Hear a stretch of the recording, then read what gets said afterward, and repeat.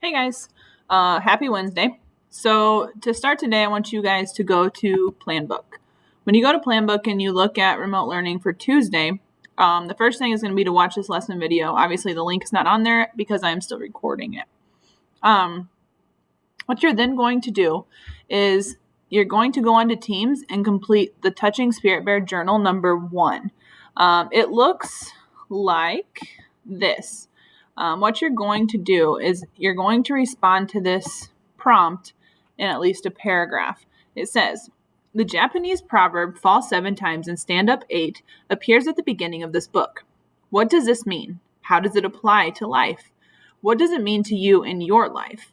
I want you to be very thoughtful in your writing process and really put a lot of thought into your answers and really think about this and how it affects you and what it really truly could mean in your life and maybe where you need to utilize this saying, this proverb in your life.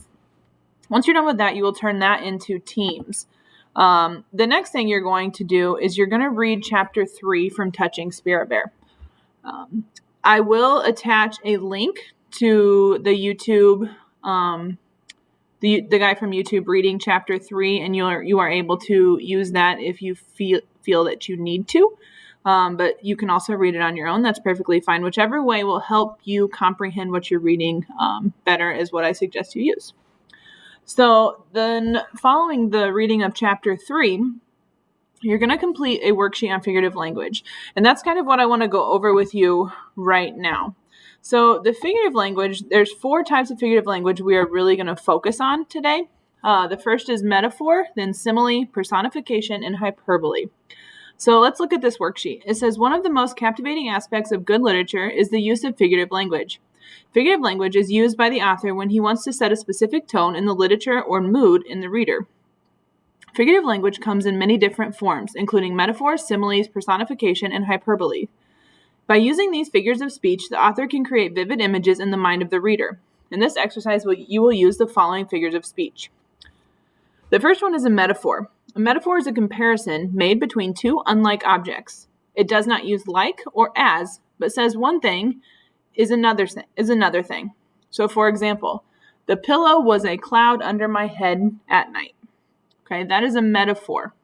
Notice it did not use like and it did not use as, but it's still saying one thing is like another. That classifies that as a metaphor. The next type of figurative language is a simile. Simile is a comparison made between 2 unlike objects. This comparison does use like or as to show the relationship between the 2 objects. The pillow was like a cloud under my head at night. Anytime they're comparing 2 objects using like or as, it's automatically a simile. Personification. This means to give human-like qualities or characteristics to non-human objects. For example, the tree branches danced in the wind. Can trees actually dance? No. But if you're saying the tree branches danced in the wind, I automatically know that you're talking about the tree was moving in the wind and the branches were blowing. And then the final one that we're going to focus on today is hyperbole. Hyperbole is an extreme exaggeration that uses the exaggeration for humor or to make a point or to emphasize something.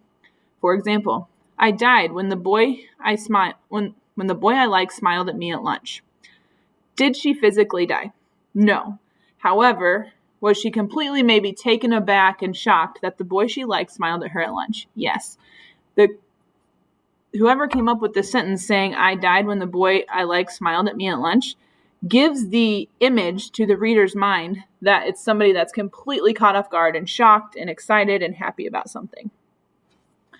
You then are going to go down and do part 1 right here and part 2. Part 1 says, read the quote from chapters 1 through 3. Look at the underlined figure of speech in each sentence. First, identify what type of figurative language is being used. Then explain the comparison or exaggeration. An example has been done for you. For example, overhead, a gray matted sky hung like a bad omen. The figure of speech is simile. And the cloudy sky is being compared to a bad sign or forecast. So on this one, the figure of speech for the first underlined one is you will write it right here.